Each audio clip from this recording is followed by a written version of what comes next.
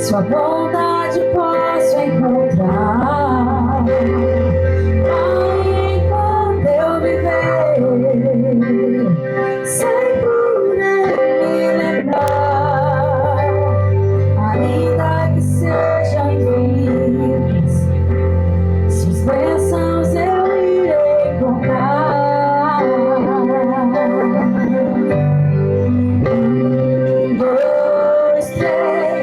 Bênçãos que não têm fim, perco as contas e agradeço o que fez por mim. Ela vai jogar aquela assim, mas... Deus, eu tenho tantas bênçãos, posso em minha vida enxergar. Quanto mais vejo os detalhes, sua bondade posso encontrar. Pai, enquanto eu viver, sempre irei me lembrar, ainda que sejam infinitos, suas bênçãos eu irei contar. 1, 2, 3, bênçãos que não têm fim, perco as contas e agradeço o que fez por mim. Deus, eu tenho tantas bênçãos.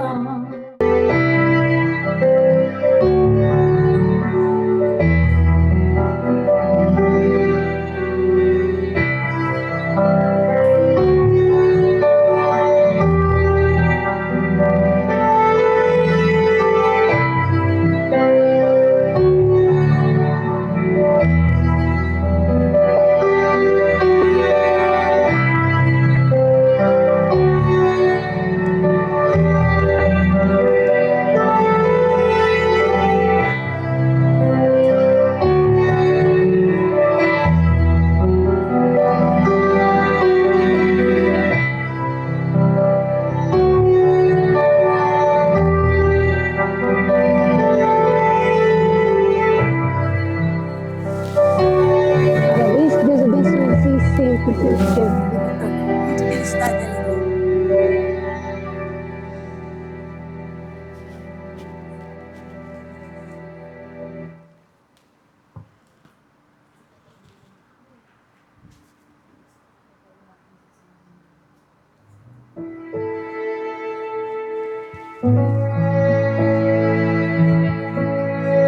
O meu combustível pra continuar. Jesus é a calmaria, o aconchego dos meus dias, o meu alicerce pra não desistir.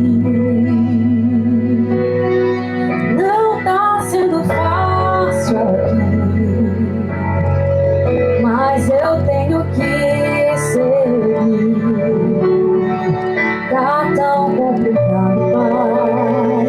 Eu confesso, eu tô cansado, não quero mais. Tô exausto, me com medo. Tem dias que o peito aperta, tem dias que o fardo pesa. Nem que fosse arrastando, eu não volto pra trás. Fica aqui comigo e não sai mais.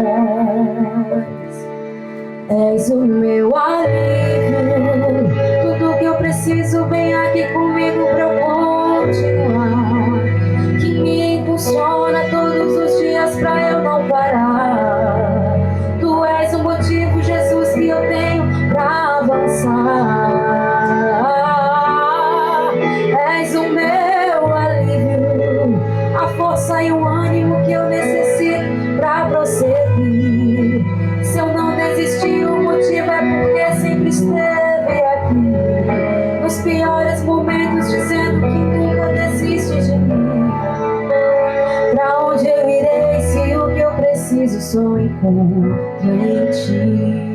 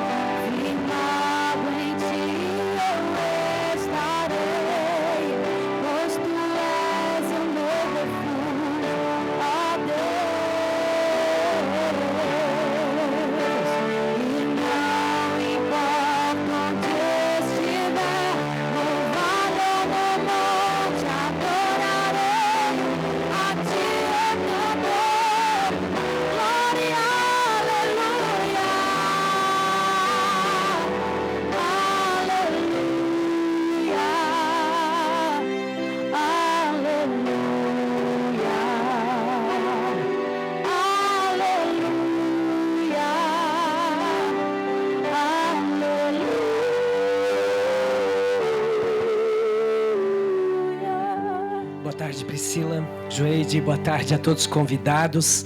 Que alegria nós nos reunirmos hoje aqui para celebrar esse momento tão importante na vida de vocês.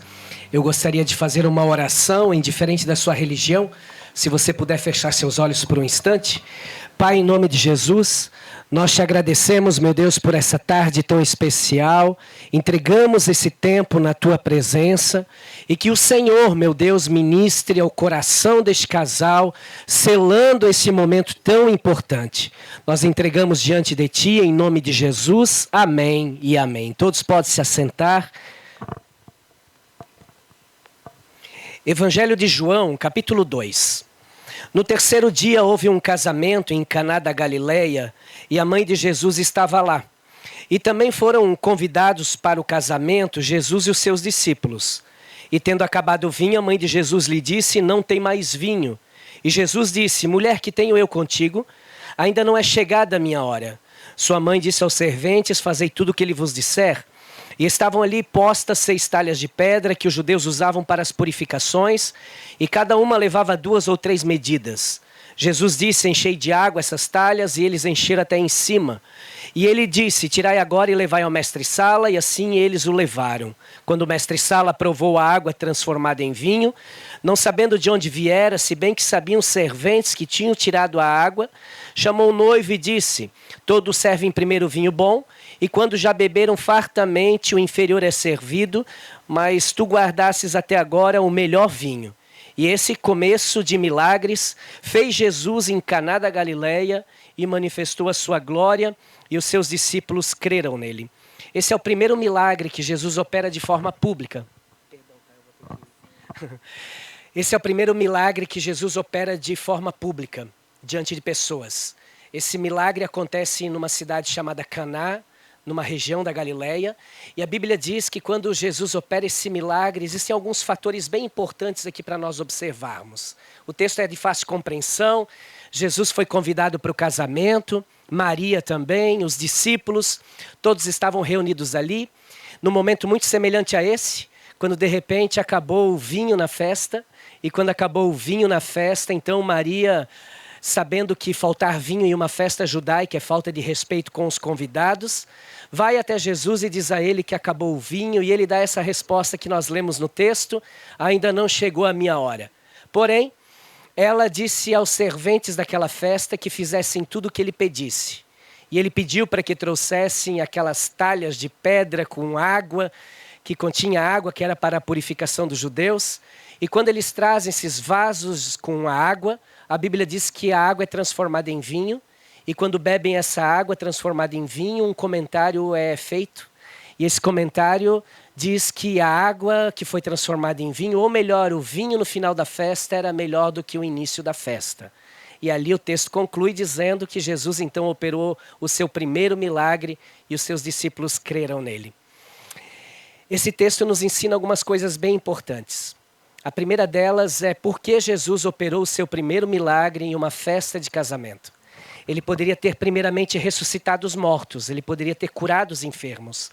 O que posteriormente ele vai fazer, mas esse milagre não podemos minimizá-lo, ele tem um grau de importância. Havia um conceito, até hoje há esse conceito de que uma festa judaica, se faltar vinho, é falta de respeito com os convidados. Jesus opera o milagre para que o casal não passe vergonha. E não só por isso. Para entendermos com mais profundidade por que Jesus operou esse milagre, nós temos que voltar no princípio de todas as coisas. Quando Deus cria todas as coisas, no princípio em Gênesis, e vocês creem nesse Deus, que é o Deus criacional, tudo com a sua palavra é criado, até o 6º dia da criação. No 6º dia, no primeiro período do dia, ainda ele cria os animais terrestres com a sua palavra, mas no 2º período do dia, então, ele vai fazer algo que ainda ele não havia feito. Com as suas próprias mãos, ele desce do esplendor da sua glória, vem a essa terra e constitui um boneco de barro, literalmente, e ali ele sopra aquilo que no hebraico é chamado de ruá, que significa o fôlego de vida. O fôlego que nos deu para viver essa vida que nós temos aqui, que inclusive é momentânea, um dia vai passar, e do pó onde nós viemos, ao pó nós retornaremos, e o Espírito volta para Deus, é isso que a Bíblia diz. Então há um empréstimo de Deus, de algo celestial, para habitar em nós enquanto estamos aqui. Deus cria o homem, Priscila. Deus cria o homem, Joide. E quando a Bíblia diz que Deus cria o homem, era bom. Só que passados os dias, Deus viu que o homem estava só. E é interessante que você não vai ver em nenhum momento Adão chorando nos cantos do Éden, pedindo uma companheira, uma mulher, até porque estava bem tranquilo lá no jardim, né? Para que tumultuar as coisas? Mas eu vou ficar de bem com você, Priscila. A Bíblia diz que Deus coloca o homem num sono profundo, arranca uma das costelas e cria a mulher. E o homem era bom, mas quando Deus cria a mulher, o texto é claro quando diz que era muito bom no texto original bíblico. Há um muito de Deus aqui na mulher, que ali na frente a gente vai falar um pouquinho mais sobre isso. Então Deus cria a primeira família na terra com Adão e Eva. Ali é constituído a família, a instituição de Deus. Agora Jesus, no Novo Testamento, opera um milagre para dizer o mesmo que Deus fez lá atrás. A família tem importância para mim. Família que na boca de muita gente é instituição falida.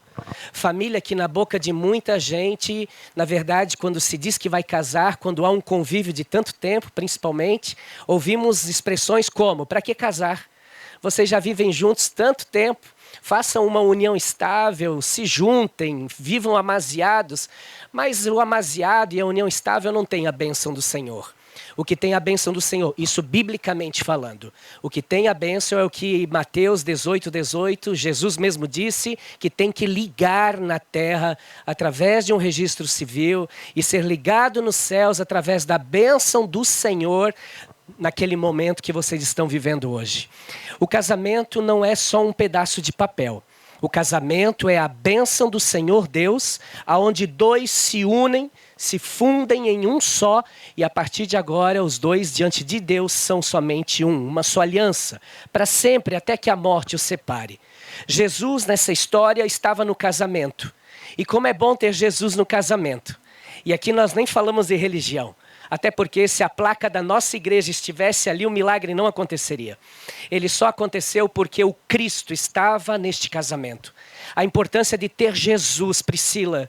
Joeide, a importância de ter Jesus no casamento. Porque no dia mau, nós sabemos para quem correr. Nós sabemos a quem clamar. Nós sabemos a quem pedir ajuda. Aliás, a Bíblia diz que só há um caminho para Deus, para o Pai. E o nome dele é Jesus. Ele é o caminho, ele é a verdade, ele é a vida. E ninguém vai ao Pai sem que seja através de Jesus Cristo. Um dia, Jesus estava pregando o Evangelho para uma multidão de pessoas, quando de repente as pessoas começaram a se levantar e sair. E ao final, então, restaram os 12 apóstolos sentados ainda, ouvindo todo o sermão do seu mestre, do nosso mestre Jesus. Então Jesus fez uma pergunta, tem mais alguém que quer se levantar e ir embora? O Pedro se levantou. O Pedro é um cara nervoso. E os discípulos já pensaram, ele vai embora. Não. O Pedro se levantou, olhou para Jesus e disse, para quem iremos, Senhor, se só tu tens as palavras de vida eterna? Para quem iremos, Priscila, no dia que a crise bater na porta do nosso casamento? Muitos vão para um amigo que é pervertido e vai dizer, se separe, porque esse é o conselho da sociedade. Você é novo, vá curtir a vida, você não precisa passar por isso. Mas na verdade que o casamento, nós vamos passar sim por dias difíceis, por momentos desagradáveis. O casamento não é uma lua de mel eterna, por mais que nós gostaríamos que fosse. Mas os dias maus, eles batem na porta. E a melhor coisa que podemos ter nesse momento é a presença desse Jesus no casamento. Vocês convidaram ele para estar aqui hoje, através da palavra, através do Espírito Santo. Agora, Jesus convidado operou milagres e nós estamos contando uma história de milagre porque Jesus foi convidado. Agora imaginemos nós se ele morar no casamento. Convidado, ele opera milagres. Agora, se nós tivermos a sua presença constante no casamento, nós temos não a garantia de que vamos ter lutas e desafios, mas temos uma garantia que sabemos para quem correr, e se corrermos para ele, o milagre pode acontecer dentro do nosso lar. Que vocês nunca deixem de buscar Jesus. Que vocês continuem buscando a Jesus através da sua palavra, através da oração, através da comunhão com Ele. E que Ele seja aquilo que Eclesiastes capítulo 4 diz, a pessoa que que ele seja um nó de 3 dobras. Dentro de um casamento não pode ser somente 2 nós, tem que ser 3, tem que ser 3 pessoas no casamento. Então é a presença do marido, a presença da esposa e essa terceira pessoa que é o Espírito Santo, que a Bíblia diz que quando nós temos essa união, esses laços, ninguém consegue desatar. Que Jesus não seja somente o convidado, que ele continue habitando e ele continue sendo o mantenedor dessa história tão linda que já acontece há tantos anos e que hoje vocês estão selando diante do Senhor. O milagre gira em torno de um só elemento, o vinho. O vinho na Bíblia representa alegria. Então Maria, quando chegou para Jesus, ela disse, acabou a alegria do casamento. Foi isso que Maria falou para Jesus, acabou a alegria do casamento. E eu, há mais de 20 anos, celebro casamentos. E são quase 1000 cerimônias de casamento. Toda sexta, sábado, domingo, eu estou celebrando casamentos.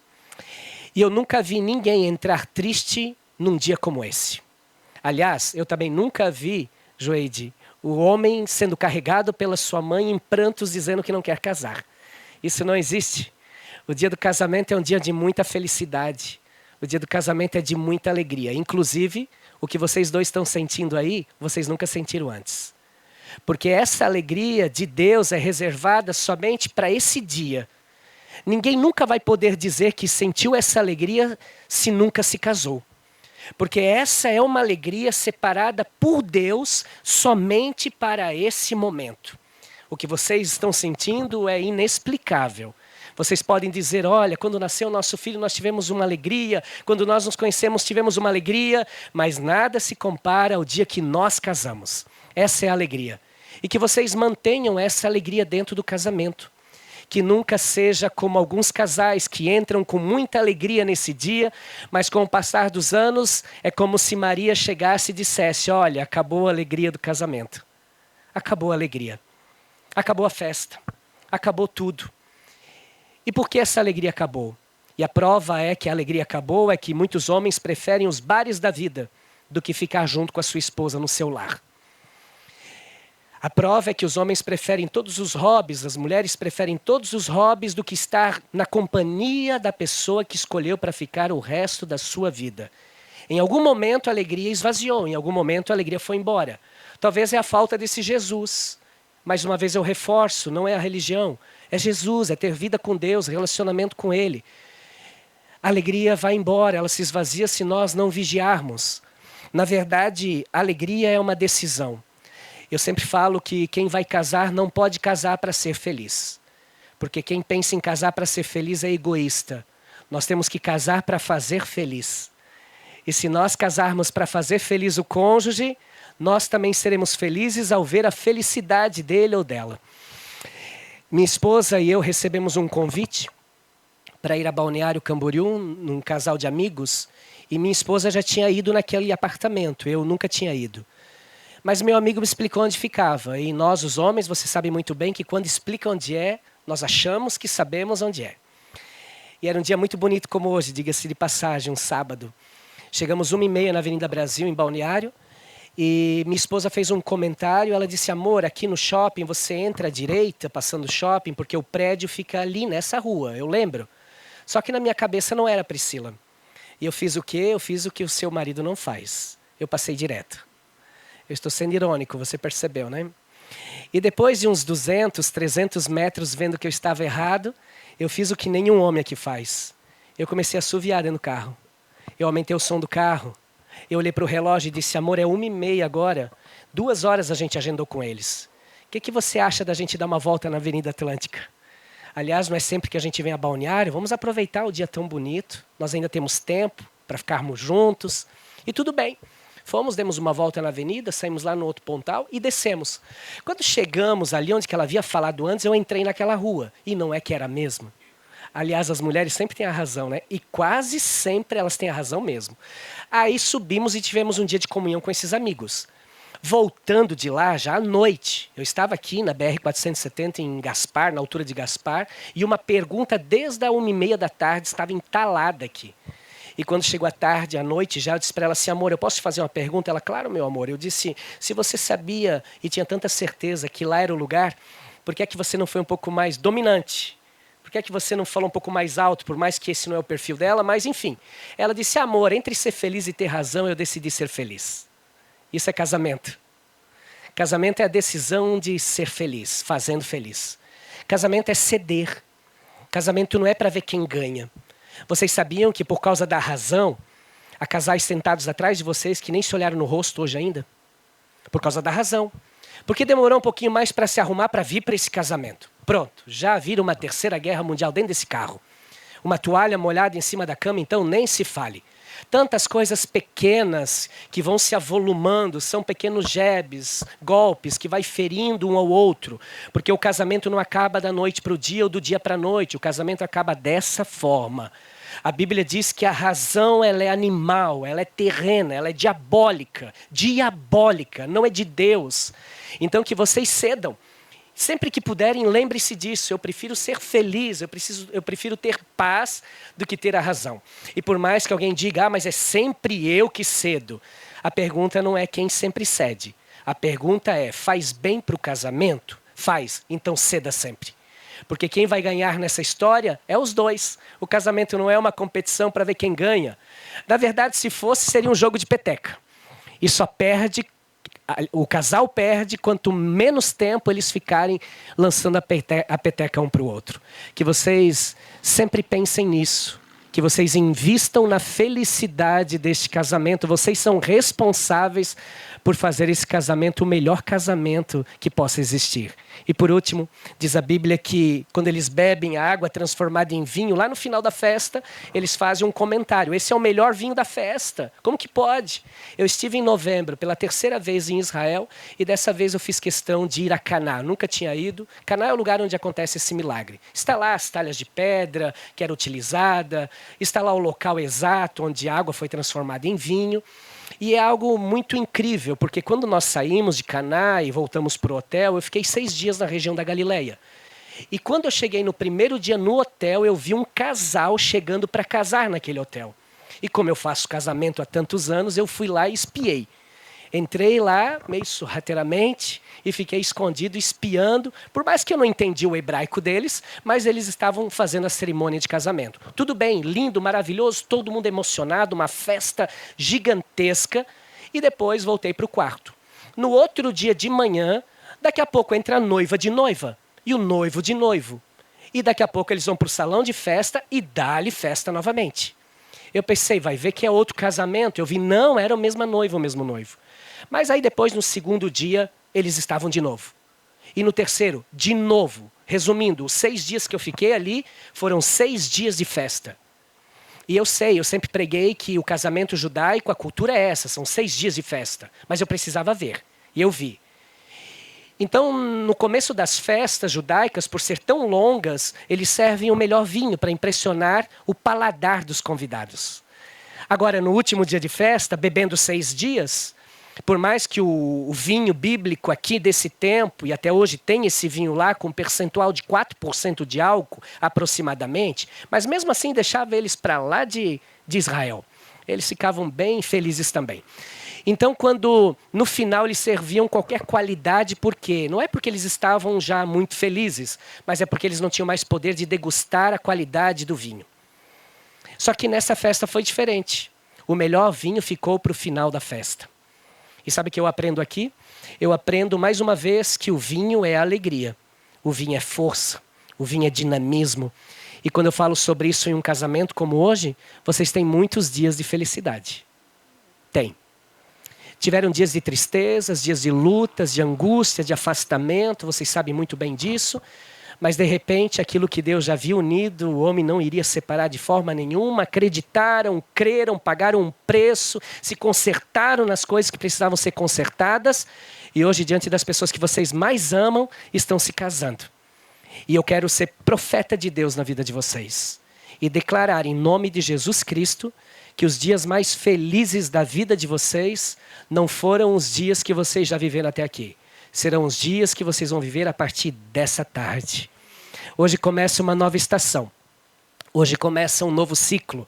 Hoje começa uma temporada na vida de vocês dos dias de maior felicidade em nome de Jesus.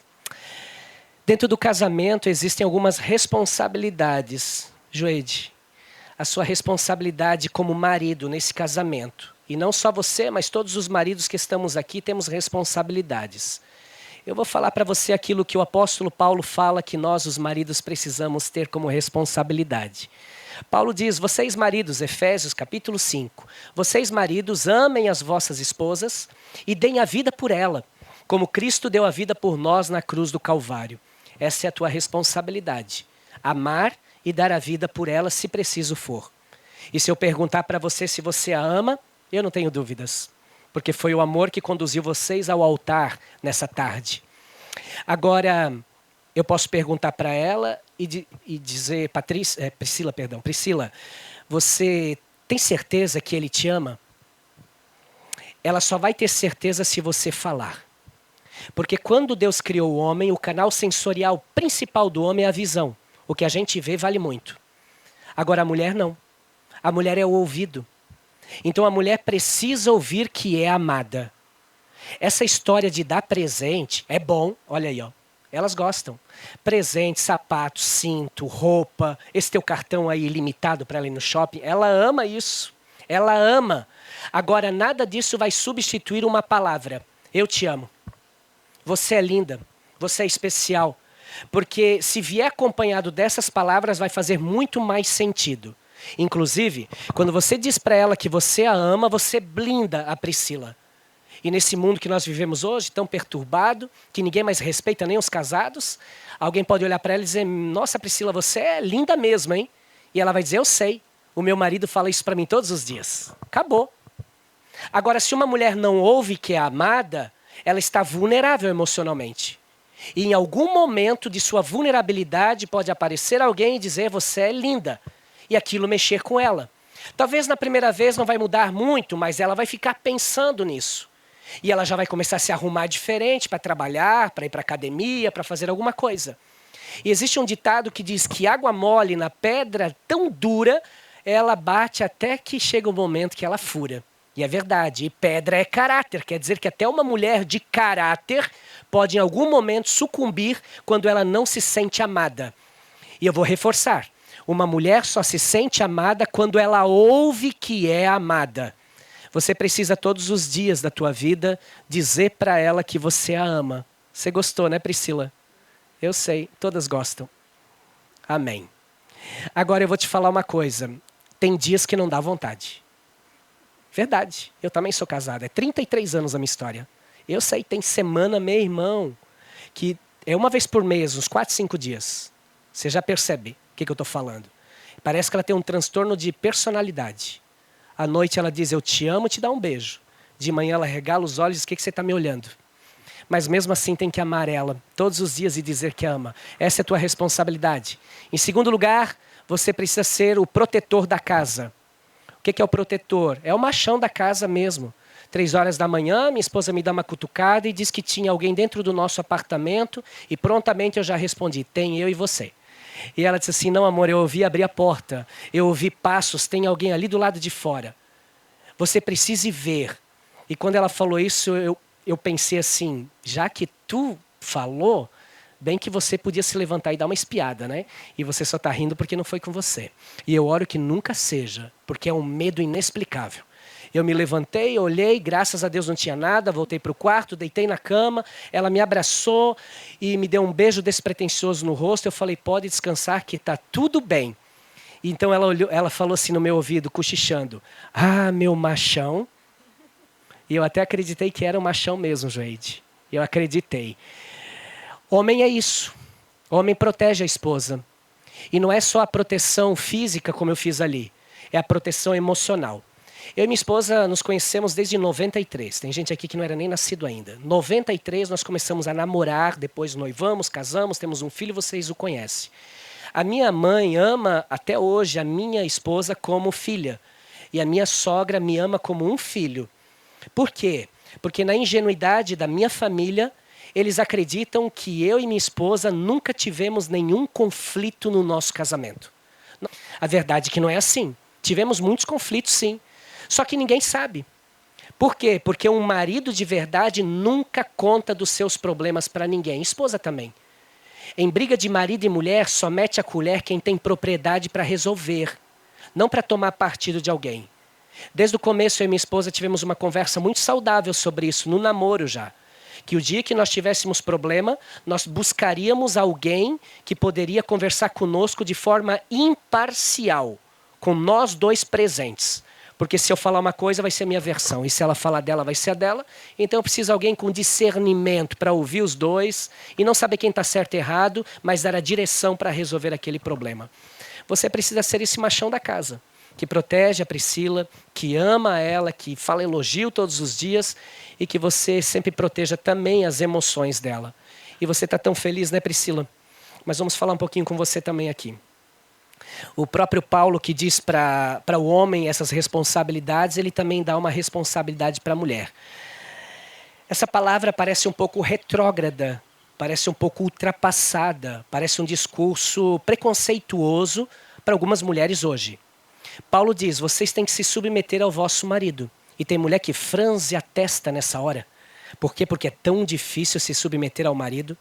E por que é difícil? Porque ela tem uma ideia errada sobre submissão. Vamos lá. Quem falou que submissão é uma mulher calada dentro de casa? A religião ensinou aos nossos avós. Nossos pais, talvez. Então nós vemos lares de famílias que não tinham felicidade. Por quê? Porque era um homem falante, era um homem mandão e uma mulher calada dentro de casa. E se falasse, você está pecando, porque você tem que calar a sua boca, porque quem manda aqui sou eu. Foi isso que a religião inventou. Porque não é isso que a Bíblia ensina. A Bíblia fala que a mulher submissa ao seu marido, essa palavra submissão, no original grego, tem 3 significados na língua portuguesa. Quais são elas? Primeiro, submissão significa uma mulher entregue ao seu marido. Submissão, em segundo lugar, significa uma mulher apaixonada pelo seu marido. E em terceiro lugar, a palavra submissão significa uma mulher que admira o seu marido. Qual é a dificuldade, então, de você admirá-lo, de você se entregar a ele e ser apaixonada por ele? Na verdade, quando há insubmissão, é porque a mulher parou de admirar o marido. É porque a mulher perdeu a paixão pelo seu marido. Não é porque ela não quer se submeter, não é porque existe um movimento de mulheres, eu faço parte desse movimento, não é nada disso. Ela pensa que é. Mas na verdade ela olha para o marido e ela não o vê mais como um marido. Porque no momento que você vê ele como marido, você não vai ter dificuldade nenhuma em se submeter à liderança dele. E um lar harmonioso é um lar quando uma mulher se submete. Inclusive, a Bíblia diz que é melhor morar no calor do deserto do que debaixo de um telhado onde tem uma mulher que é mandona. É melhor, a Bíblia diz, a mulher sábia, ela edifica o lar. A tola, diz a Bíblia, destrói. Que você seja essa mulher sábia. Inclusive, sabedoria. Vamos voltar ao princípio aqui de tudo que nós falamos até aqui. Quando Deus criou o homem era bom. Quando Deus criou a mulher era muito bom. E esse muito é o elemento que Deus colocou só em vocês. Nós não temos. Sabedoria. Nós buscamos o conhecimento na terra e a Bíblia diz que se nós quisermos sabedoria de Deus, nós temos que clamar e Ele nos dá. Mas nós não nascemos com isso de fábrica. Já vocês não. Vocês, Deus colocou isso. Vocês conseguem, os estudiosos de comportamento humano chamam a sabedoria de sexto sentido. E vocês têm. Sim, vocês têm. Vocês conseguem ver coisas, Priscila, que nós, os homens, não vemos. Verdade. Até aquela meia preta. Que às vezes ele diz, cadê minha meia? E você abre a gaveta, está aqui, amor. Como que tu não viu? Ele não fez por mal, é que ele não enxerga mesmo. Os homens, às vezes, na ponta da cara, ele não consegue ver. E vocês conseguem ver isso tudo. Você consegue olhar para o seu esposo e ver o estado emocional dele olhando para os olhos dele. Então, é preferível, às vezes, se calar. Às vezes é preferível deixar ele acalmar um pouco e depois, então, puxar uma conversa. Porque falar demais também incomoda, às vezes, o homem. Então, você sabendo disso, você pode usar isso para quê? Para que o casamento de vocês seja sempre uma bênção. A Bíblia diz que morar numa casa quando tem uma mulher que não usa da sabedoria que Deus deu para ela é como em dia de chuva com telhas quebradas. Pinga em tudo que é lugar e incomoda muito. E que você não seja essa mulher. Que você continue sendo a mulher que você é. Com sabedoria, submissa e certamente o casamento de vocês será para sempre uma bênção em nome de Jesus. As alianças vão entrar agora e nós vamos orar por vocês, consagrando-os marido e mulher. Por favor, pode entrar as alianças.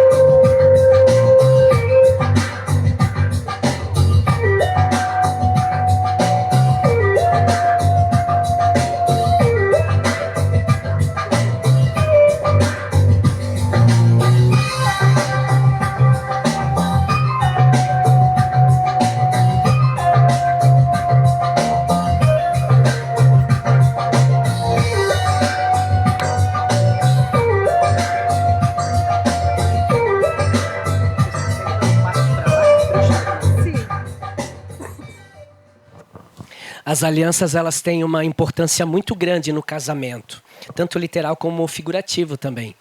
Literal é uma aliança no dedo, anelar da mão esquerda, onde todas as pessoas que vão olhar para vocês a partir de hoje vão entender que vocês têm um pacto, uma aliança. E essa aliança é imutável, ela não pode mudar. O casamento idealizado pelo Senhor é um só para a vida toda, até que a morte os separe. Casamento é um só, então tem que escolher muito bem. Sabendo que vai ser um só para a vida toda, então tem que ser a melhor escolha. E com todo o respeito, você escolheu muito bem, Joeide. Sua esposa é uma mulher muito bonita. Já para ela eu posso dizer que você é simpático. Que nada, vocês dois são bonitões. Amém. Vocês são bonitos. Mas o casamento não se resume à beleza estética. Casamento é ser. Isso não muda nunca. Os anos vão passar e vocês vão viver só de lembranças como os pais vivem hoje. Porque os pais, quando os filhos se casam, eles olham para os filhos se casando, mas a memória que vem o que vem à memória deles são aquelas crianças que corriam no pátio da casa, são aquelas criancinhas, porque na cabeça deles ainda essa é a visão, a mente que eles têm de vocês. Memórias. Agora é importante escolher com quem vamos casar exatamente por isso. Porque os anos vão passar e você vai olhar, Priscila, para o seu esposo futuramente e vai dizer, não mudou. Ele continua sendo essa pessoa incrível, maravilhosa, generosa, um coração desse tamanho. Você vai olhar para ela e vai dizer, realmente eu casei bem, porque a Priscila continua sendo essa guerreira do meu lado, junto comigo, nos momentos difíceis, nos momentos de felicidade. Isso é ser, não muda nunca.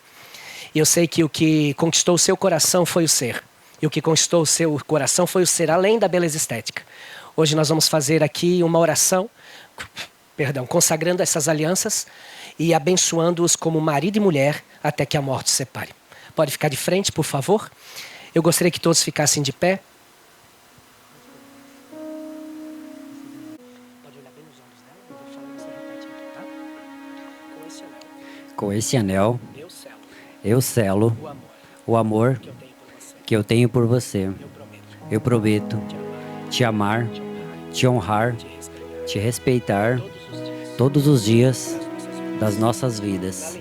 Na alegria, na tristeza, na saúde, na doença, na riqueza ou na escassez.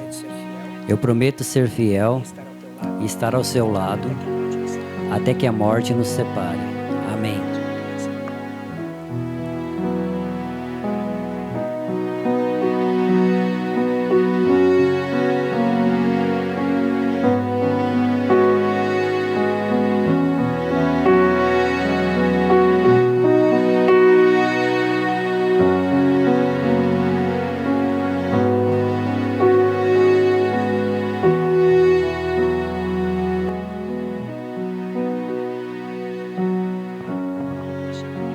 Este anel, eu selo o amor que eu tenho por você.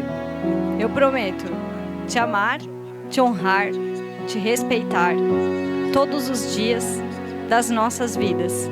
Na alegria, na tristeza, na saúde, na doença, na riqueza ou na escassez. Eu prometo ser fiel e estar ao teu lado até que a morte nos separe. Amém.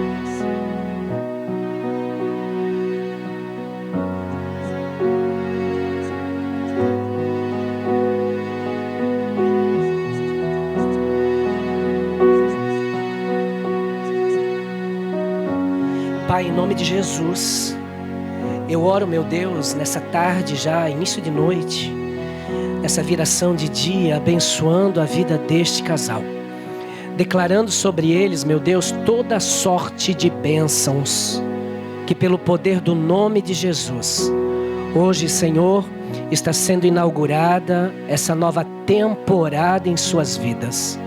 Junto com todos aqui que estão, Senhor, nós os abençoamos. Como autoridade que foi levantado e estabelecido pelo Senhor aqui nessa terra, eu imponho as minhas mãos e declaro Joede e Priscila, marido e mulher, até que a morte os separe. E aquilo que Deus uniu, o homem não separe jamais, no nome santo de Jesus. Amém, amém e amém. Pode ficar de pé, dar o beijo. 2 minutos pelo menos.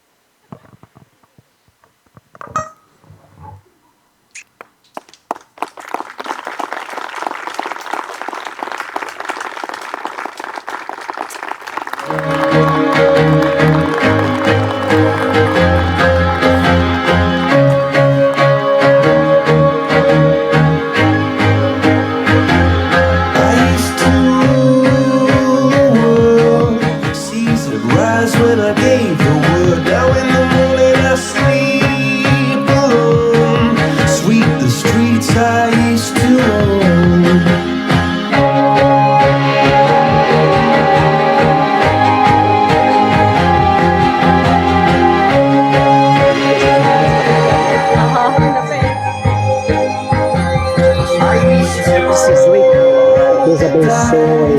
Vai ficar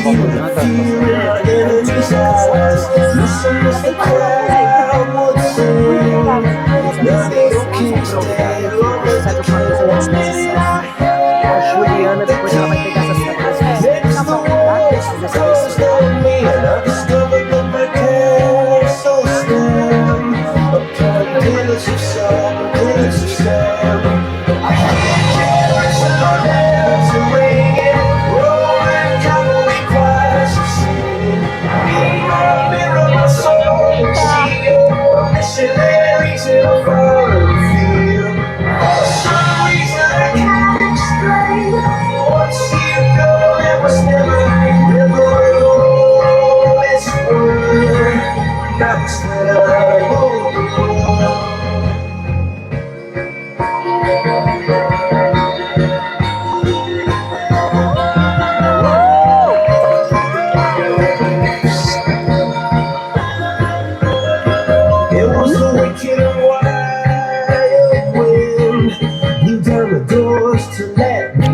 Shattered windows and the sound of drums.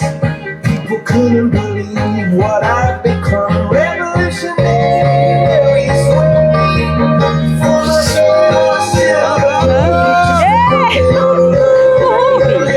Depois de tanto tempo. All who would ever wanna become a missionary in a foreign field.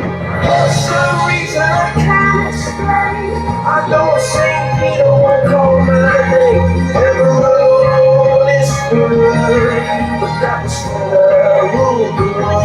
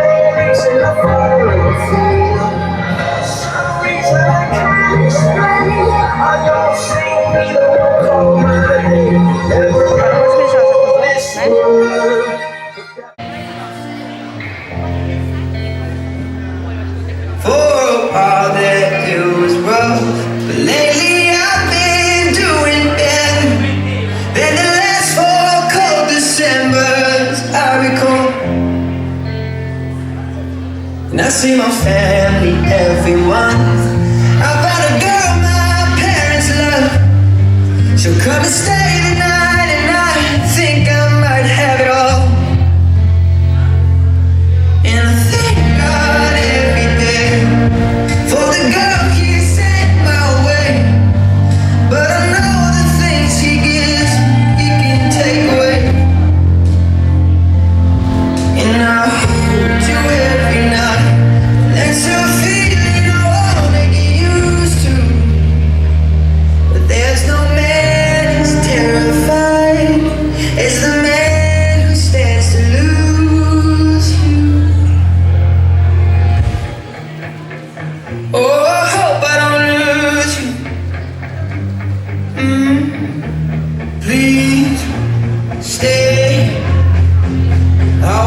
I need you, oh God. Don't take these beautiful things that I've got.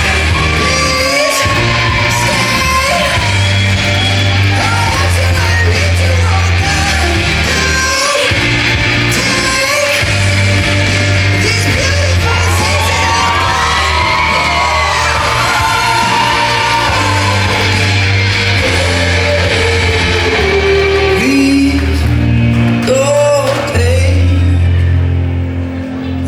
my mind, I'm feeling sane. It's been a while, but I'm finding my fame. If everything is good and it's great, why do I sit and wait till it's gone? Oh, I tell you, I know I've got enough. I've got peace and I've got love, but I'm up and I'm thinking I just might lose it all.